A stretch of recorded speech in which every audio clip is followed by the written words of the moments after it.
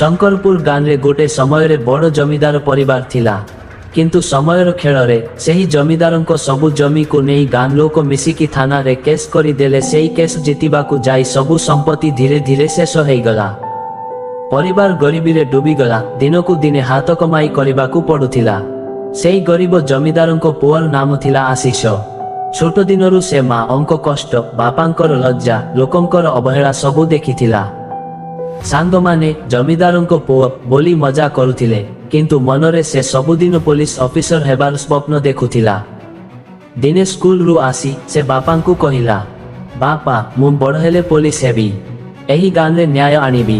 ବାପା ଅଶ୍ରୁଭରା ଆଖିରେ କହିଲେ, ପୁଅ, ଆମେ ପୂର୍ବରୁ ଜମିଦାର ଥିଲୁ, କିନ୍ତୁ ଏବେ ଖାଇବାକୁ ମଧ୍ୟ ଦୁଃଖ।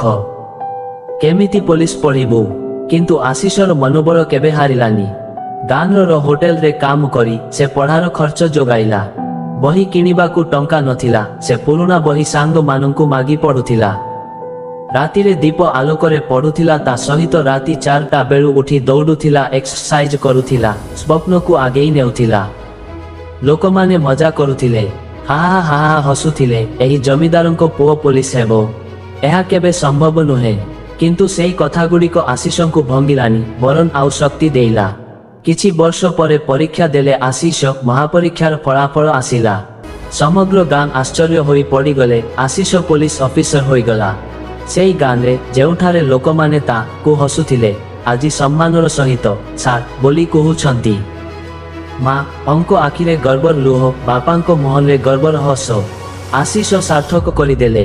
ପରିସ୍ଥିତି ଯେତେ ଖରାପ ହେଉ, ଯଦି ମନରେ ବଡ଼ ସ୍ୱପ୍ନ ଓ କଷ୍ଟ କରିବାର ଆଗ୍ରହ ରହିଥାଏ, ତାହେଲେ ସେହି ସ୍ୱପ୍ନ ନିଶ୍ଚୟ ପୂର୍ଣ୍ଣ ହୁଏ।